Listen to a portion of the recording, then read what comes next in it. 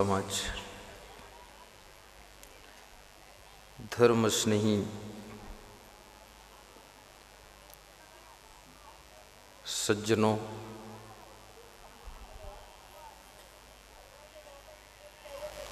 प्रेम और सेवा की मूर्ति माताओं बहनों तथा मेरे प्रिय आत्मन बच्चों,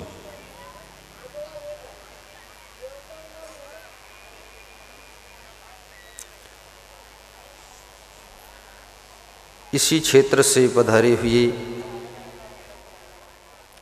जाने माने प्रसिद्ध संत श्री श्री 1008 पूज्य श्री हरभजनपुरी महाराज जी को व्यास गादी धन्यवाद दे रही है।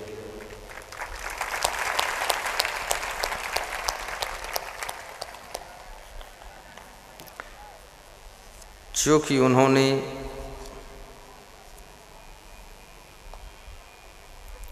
अहेतुक कृपा किया है,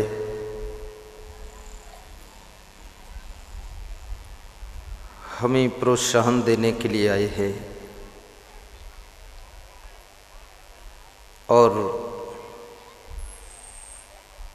शक्ति प्रदान करने के लिए पधारे हैं।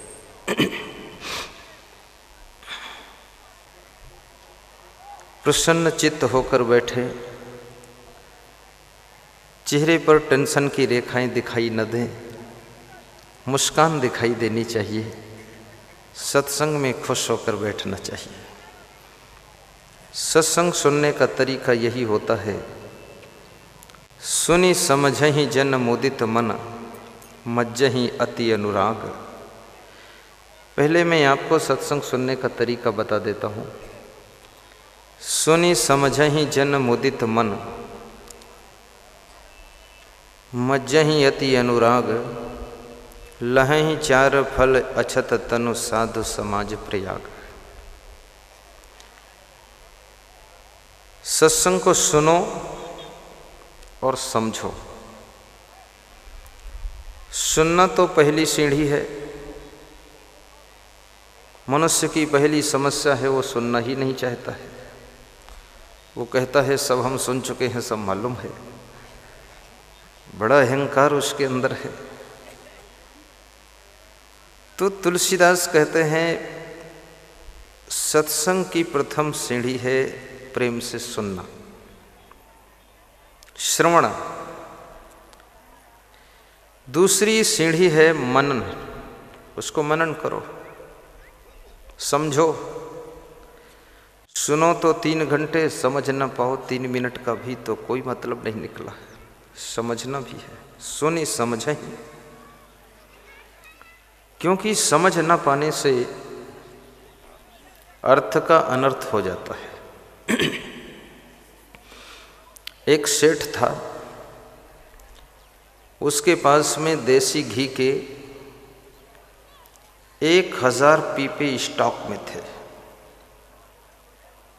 देसी घी। तुम सोचते होगे क्या कोई विदेशी घी भी होता है? देसी घी मतलब गाय का घी, और बाकी वनस्पति घी होता है, डालडा आदि उसमें। तो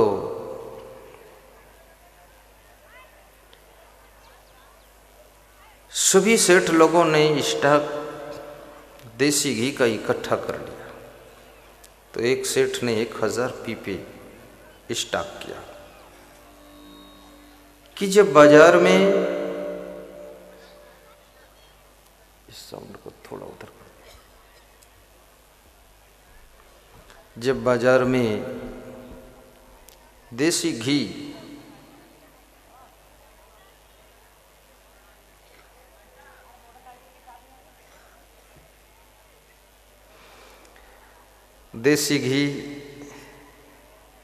कम हो जाएगा तो कीमत बढ़ जाएगी। कीमत बढ़ेगी तो धीरे धीरे बेचेंगे तो प्रॉफिट ज़्यादा मिलेगा। मनुष्य का दिमाग बहुत चालाक है, कहाँ से गड़बड़ कर दे कुछ पता नहीं है। देसी घी स्टॉक में इकट्ठा हो गया, मार्केट में कम हो गया। किसी वस्तु की कीमत अर्थशास्त्र में पढ़ाया जाता है इकोनॉमिक्स में।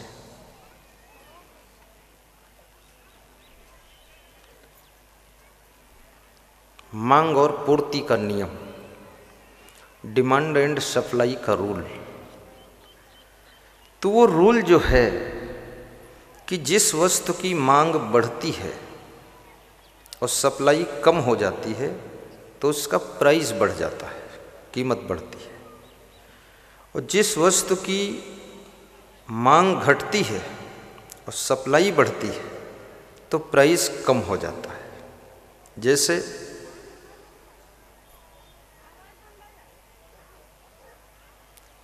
पूरे देश के अंदर बहुत ज़्यादा मिर्ची पैदा हो जाए तो सप्लाई ज़्यादा हो गई, और मिर्ची तो ज़्यादा पैदा हो जाए फिर भी ज़्यादा नहीं खा सकते लोग, ये सीमा भर ही खाएंगे। तो इसकी अगर मांग कम हो गई तो कीमत गिर जाएगी। इसलिए किसी फसल का बैलेंस बनाए रखना चाहिए, कभी भी एकदम एक साथ ज़्यादा नहीं लगाना चाहिए, कीमत गिर जाएगी। तो मार्केट में देसी घी की मांग बढ़ गई और सप्लाई घट गई तो कीमत बढ़ गई। सरकार तक तख्ता हिल गया। सरकार कोई बुद्धिमान थी, आदेश दिया कि जिसके स्टॉक में 10 पीपे से ज़्यादा घी मिल जाए तो जितने पीपे ज़्यादा हो उतने महीने जेल में रखा जाएगा। तो सारे सेठ लोगों का जो फायदा था ना वो नुकसान में बदल गया, सब डर गए। तो जिस सेठ ने 1000 पीपे घी जमा किया था, स्टॉक किया था, उसने रातों रात नौकरों को बुलाया, मजदूरों को बुलाया, कर्मचारियों को बुलाया और कहा कि पीछे हमारा खेत है, उस खेत में गड्ढा खोद करके ये सब घी डाल दो, सुरक्षित। बोले ठीक।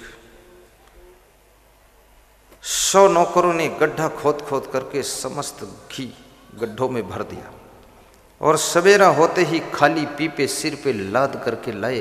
बोले सेठ जी खाली पीपे कहाँ रख दें? तो सेठ ने कहा मेरे सिर पे पटक दो पागलों, मैंने कहा था पीपा सहित घी उसमें रखना है, तुम घी रख के आए, पीपा इधर लेकर आए, तो घी बर्बाद हो गया। अब सुना तो क्या, समझा क्या, किया क्या, घी बर्बाद कर दिया। ऐसे सत्संग में संत जी क्या कहते हैं? किसी संत ने कहा एक एक चीज सबको छोड़ना है, आज एक एक बुराई छोड़ना है। सबका नंबर आया, किसी ने बीड़ी छोड़ा, किसी ने सिगरेट छोड़ा, किसी ने मांस मछली छोड़ा, किसी ने अंडा छोड़ा, किसी ने चोरी छोड़ा, किसी ने गाली देना छोड़ा। तो एक आदमी का ऐसा नंबर आया तो सोच में पड़ गया मैं क्या छोड़ूं। तो उसने कहा आज से मैं आपका सत्संग ही छोड़ देता हूं, बात खत्म।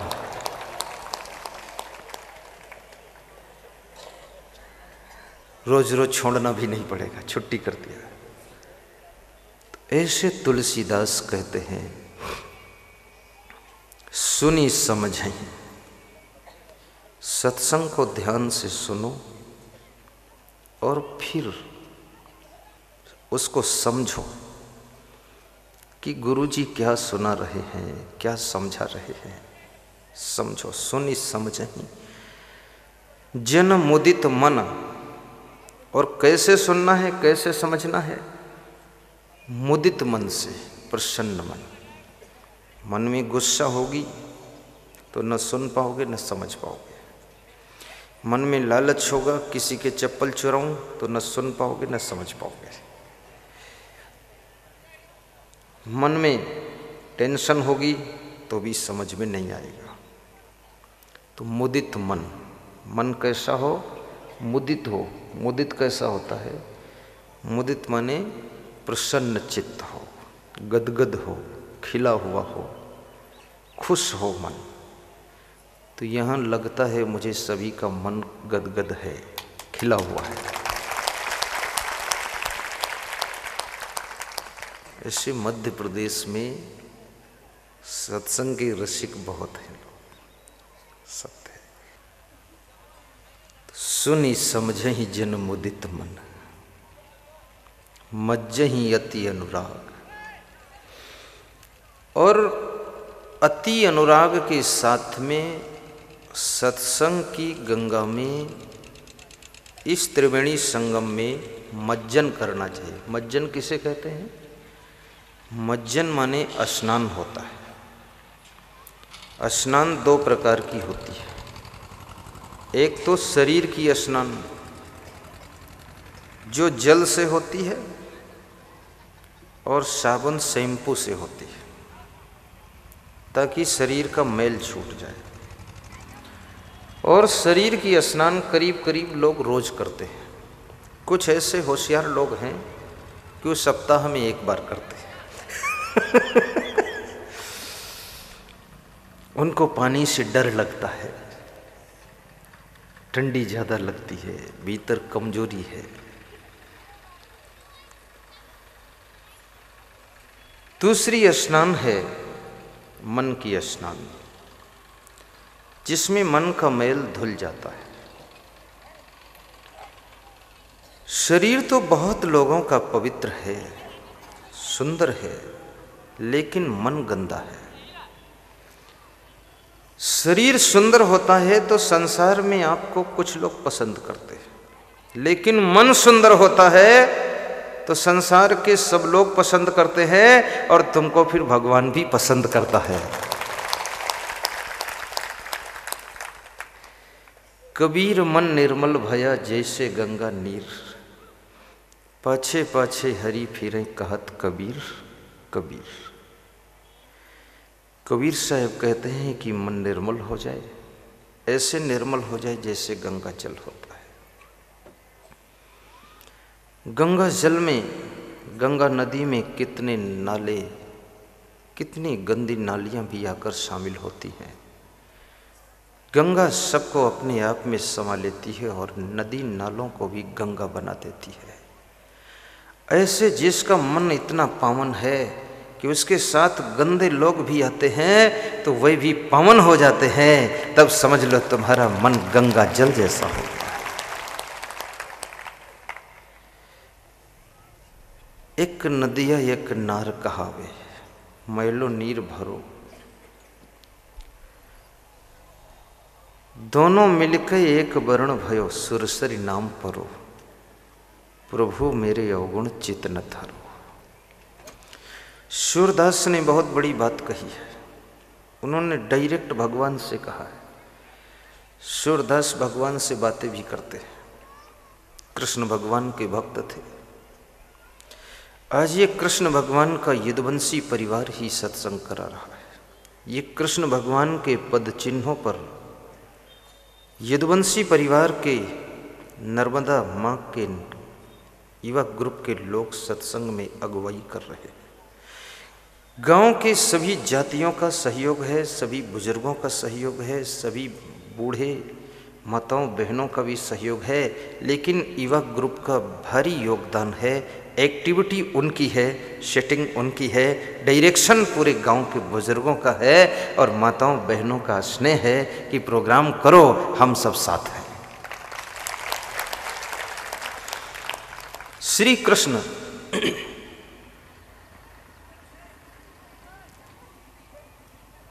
से किसी ने पूछा है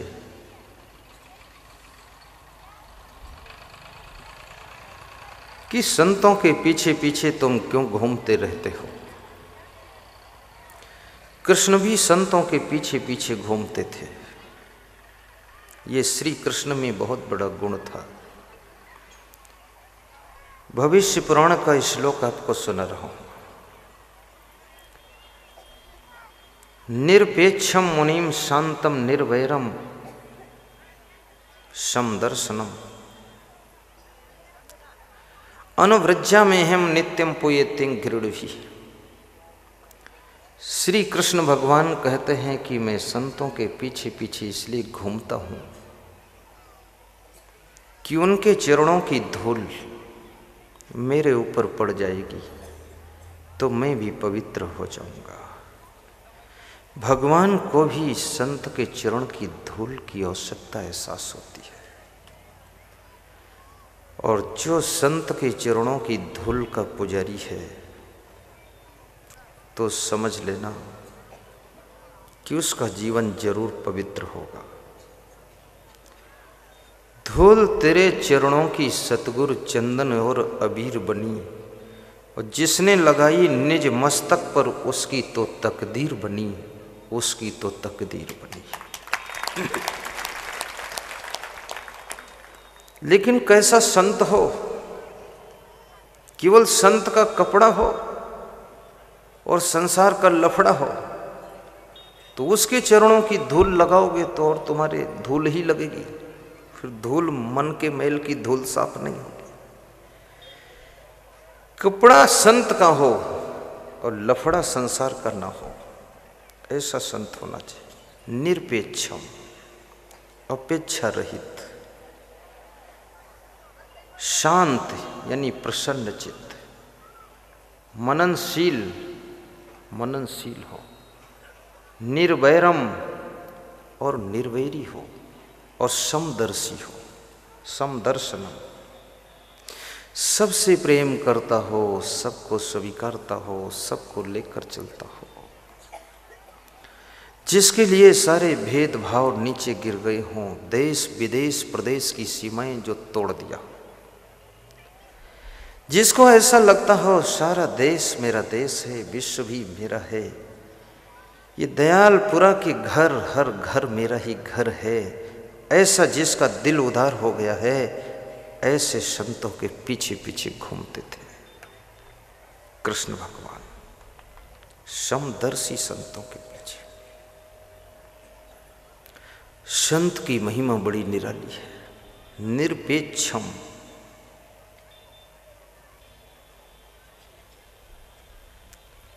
समदर्शनम, अनवृज्जा में हम नित्यम पुयेते गृढ़ी। नर्मदा माँ युवा ग्रुप धन्यवाद का पात्र है, जिन्होंने आज इतनी बड़ी व्यवस्था को संभाला है। इस ग्रुप में आशीर्वाद देने वाले लक्ष्मण बाबा जी हैं, उनका विशेष आशीर्वाद है।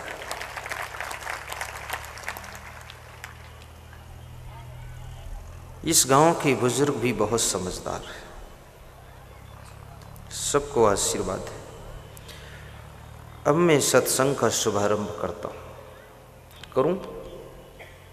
अभी तो आपको सिखा रहा था सुनना कैसे है, तो मुदित मन से सुनना है, खुश मन से। धन्यवाद।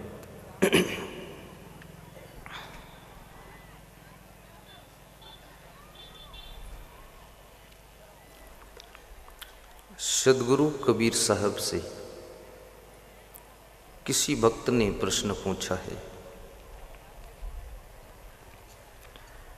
संसार में वे कौन से लोग हैं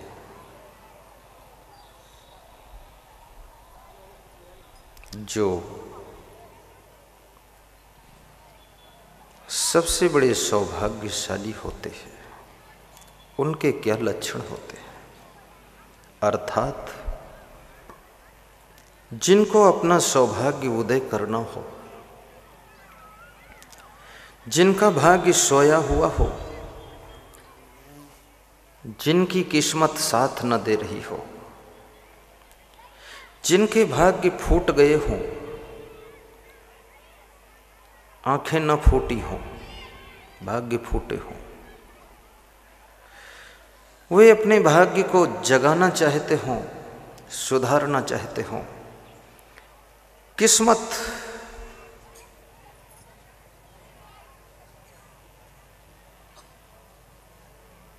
को जगाना चाहते हैं, तो उनको क्या करना चाहिए? सोए हुए भाग्य को जगाने की तरकीब आज बताई जाएगी। खोई हुई किस्मत को पाने की तरकीब बताई जाएगी। कितने लोगों का भाग्य सोता रहता है, कर्म तो करते रहते हैं, भाग्य सोया है तो कर्म भी फेल हो जाता है। जिसकी किस्मत साथ नहीं देती है उसके कर्म फल नहीं देते। और किस्मत सोई है तो उसको कैसे जगाया जाए?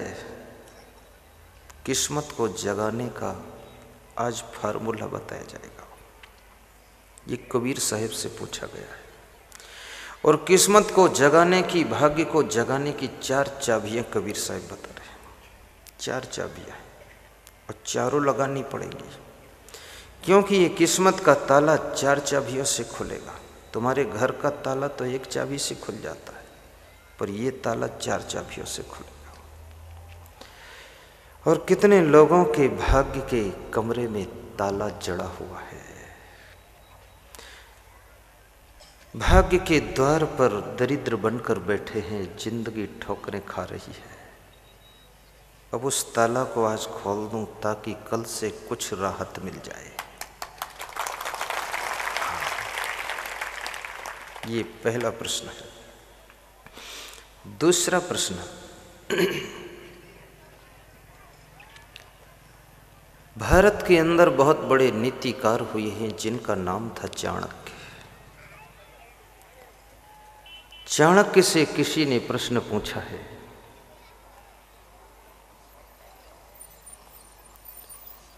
कि वह कौन सा गृहस्थ आश्रम है जिसको धन्य कहा जा सकता है, जो धन्य होता है। वह कौन सा गृहस्थ आश्रम है जहां पर आनंद ही आनंद रहता है। उस गृहस्थ आश्रम में क्या विशेषताएं होती हैं? तो चाणक्य ने 2 श्लोक कहा है इसके लिए। ये भी थोड़ी देर में बताता हूं। तीसरा एक और प्रश्न है। आज बहुत से प्रश्न लेकर आया हूं मैं, उत्तर तुम निकालोगे, प्रश्न हम लाए हैं। तुम्हारे सामने ही उत्तर निकलता है। व्यास गादी पर जब बैठता हूं तो सरस्वती जबान पर आ जाती है, ब्रह्म ज्ञान ब्रह्मांड में आ जाता है।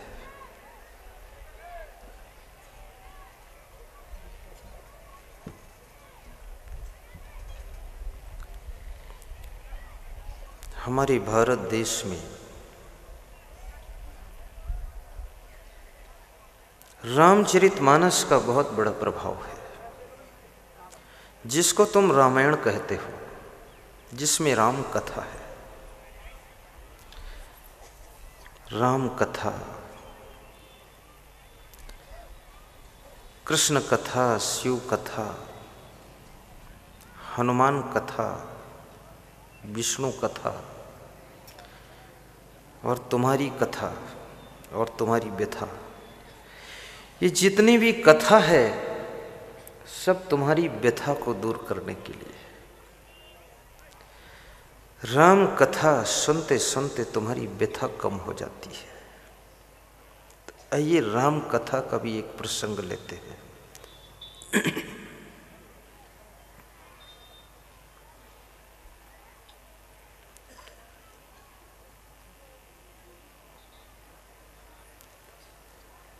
काकभूषुंडी से गरुड़ जी पूछ रहे हैं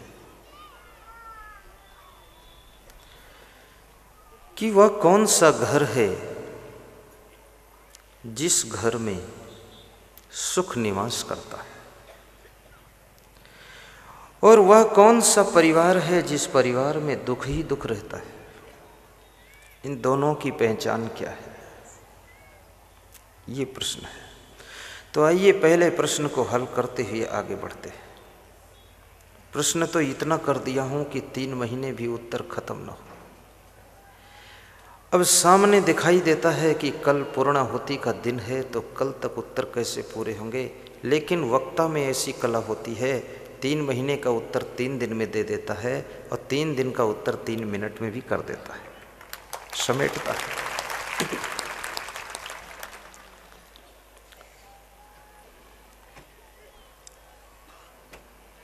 एक लीटर दूध को 1 चम्मच घी में बदल देता है। ये टैंकरों दूध कहाँ रखोगे, इसलिए दूध का घी बना दिया जाता है। ऐसे 3 महीने तक कहाँ सुनोगे, इसलिए उसको 3 घंटे में खींच लिया जाता है, घी बना देंगे।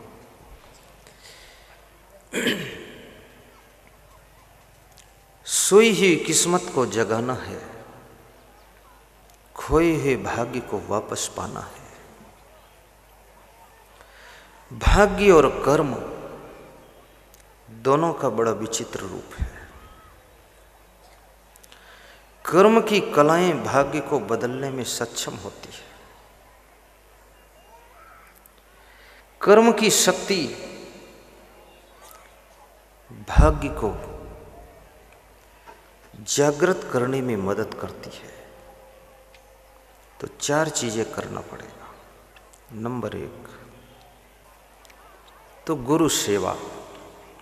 श्री कृष्ण भगवान ने भी संदीपन गुरु की सेवा किया था। सेवा वही कर सकता है जिसका मन में नम्रता है और उदारता है। कंजूस व्यक्ति भी सेवा नहीं कर सकता है और अहंकारी सेवा नहीं कर सकता है, क्योंकि सेवा में झुकना भी पड़ता है और सेवा में कुछ खर्च भी करना पड़ता है। लोभी को सेवा का पद नहीं मिलता है, अहंकारी भी सेवक नहीं बन सकता है। आपने हनुमान जी को देखा होगा, हनुमान जी राम के सेवक थे। जहाँ बैठते हैं घुटना टेक करके हाथ जोड़कर बैठे रहते हैं, और सेवक ज़्यादा बोलता नहीं। जो सेवक ज़्यादा बोलता है फिर वो स्वामी को डिस्टर्ब करता है, सेवा नहीं कर पाता है, स्वामी उससे प्रसन्न नहीं होता। क्योंकि जो सेवक ज़्यादा बोलेगा वो स्वामी को असमंजस में डालेगा। सेवक को कम बोलना चाहिए। बहुत बोलने से स्वामी को असमंजस पड़ेगा। और सेवा करने वाले व्यक्ति में आलस्य भी नहीं होना चाहिए। आलस्य सेवा को खत्म कर देता है। जिसके अंदर आलस्य है, सेवा करने का मन है लेकिन आलस्य करने नहीं देता है। आलस्य को भी दूर भगाइए। मैंने सुना है एक गुरु कमरे में सोया था, उसका चेला भी पास में सोया था। बाहर पानी बरसने लगा तो गुरु ने कहा कि देखो बेटा, क्या बाहर पानी बरस रहा है? तो चेले ने कहा गुरुजी, चेला कुतर्की था, आलसी था। चेले ने कहा गुरुजी, बाहर से बिल्ली कमरे के अंदर अभी अभी आई है, आपकी खाट के नीचे बैठी है, उसकी पीठ छूकर देख लो, अगर पानी बरस रहा होगा तो बिल्ली के बाल भीगे होंगे, और नहीं बरस रहा होगा तो बिल्ली ठीक होगी। गुरु ने कहा अरे पागल, बिल्ली की पीठ छूंगा तो हाथ गंदा हो जाएगा। बोले गुरुदेव, मैं बाहर जाऊंगा तो पांव गंदा हो जाएगा। जो सेवक मिट्टी लगने से डरता है वो सेवा नहीं कर सकता है। मिट्टी में घुस जाए। सेवा के लिए तो आग में कूदना पड़ता है। राम जी को अपनी सेवा में हनुमान जी का प्रथम स्थान क्यों देना पड़ा? क्योंकि हनुमान जी इष्ट की सेवा के लिए अपनी पूंछ में आग भी लगवा लेते हैं, उसके बाद लंका में आग लगा देते हैं। इष्ट की सेवा के लिए कभी कभी आग में जलने के लिए भी तैयार होना पड़ता है, तब ये सेवा होती है। सेवा कोई सेज पर सोते सोते नहीं होती है। सेवा के लिए परिश्रम की भी आवश्यकता है। सेवक बनो। हनुमान जी जैसा व्यक्तित्व राम जी की सेवा में प्रथम स्थान पाता है। हनुमान का स्वरूप बंदर का स्वरूप है। आप विचार करो, हनुमान जी का रूप बंदर का रूप है। हनुमान कोई साधारण नहीं, बंदर का रूप है। और इस बंदर के रूप में हनुमान, सज्जनों एक विचार करना, एक बंदर ने राम जी की सेवा में बाजी मारी है। आज हनुमान जी के प्रभाव से सभी बंदरों का सम्मान होता है। अगर आपके ग्रुप में एक व्यक्ति भी ग्रुप में महान हो जाता है, जिस स्थान पर एक व्यक्ति महान पैदा हो जाता है उस स्थान की भी पूजा होती है, उस ग्रुप का भी सम्मान रहता है। अयोध्या में राम भगवान का जन्म हो गया, आज अयोध्या की पूजा हो रही है, अयोध्या का दर्शन करने लोग जाते हैं।